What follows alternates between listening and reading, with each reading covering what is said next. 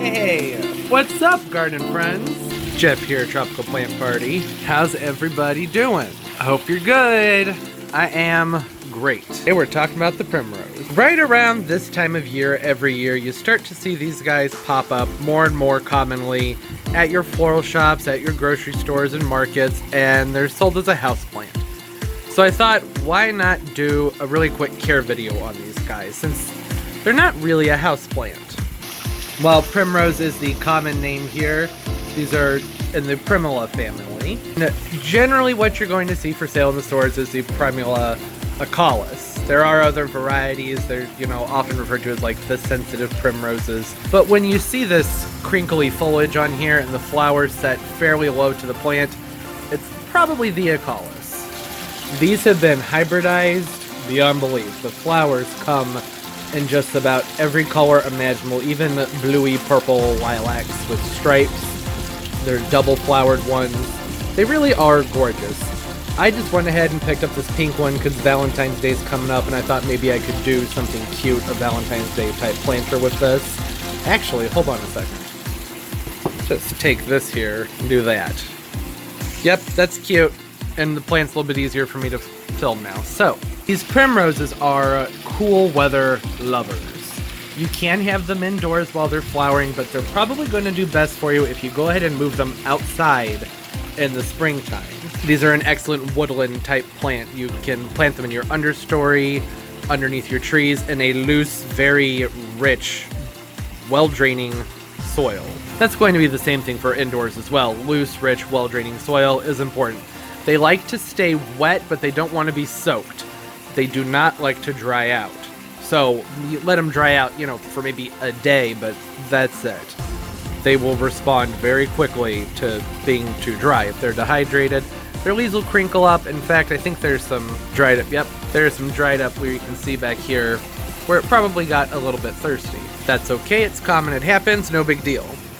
But indoors, bright indirect light is great for these guys. You can have them in your windowsills, especially if it's cooler outside. They're going to do well for you, but not direct sun. That will cook these guys. It will crisp their leaves up.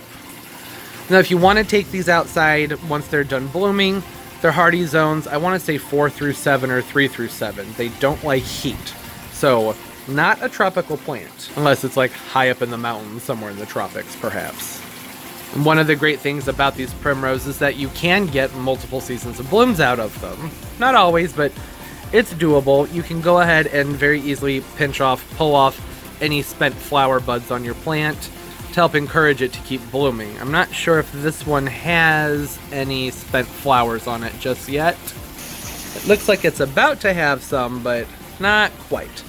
So once these flowers right here, once they start to shrivel a little bit, I'll pluck those off, and that's going to help encourage the plant to keep putting up flowers.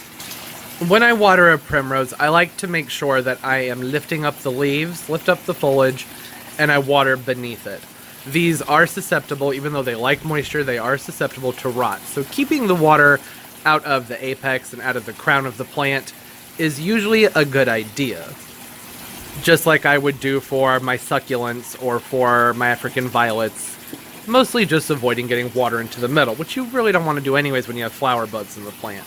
And it's pretty easy to lift the leaves up and go ahead and give it a watering. You can use a syringe or just, take it to your sink and let water run through it. Weekly to monthly fertilizing is fine, but you want to make sure that you're using a weak fertilizer if you're watering it often. If you're watering it weekly, I'd go with a quarter dose on your fertilizer. And even monthly, I would still probably stick to a half dose on your fertilizer because they do kind of have delicate roots and leaves, and they tend to burn a little bit if you're using a fertilizer that's really high in things like urea.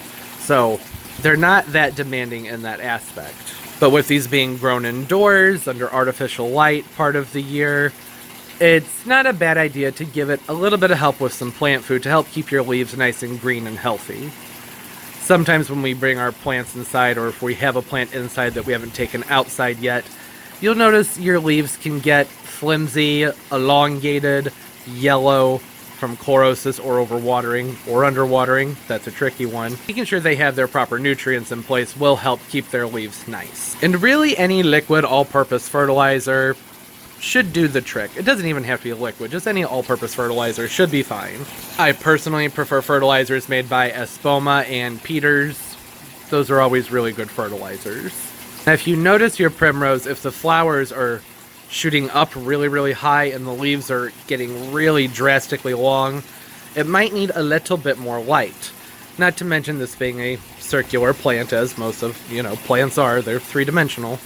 It's not a bad idea to go ahead and make sure you rotate it every now and then, I'd say weekly in the window, just to keep its growth even. All right, so to sum it all up, if you're growing this indoors, bright and direct light, cool temperatures are okay.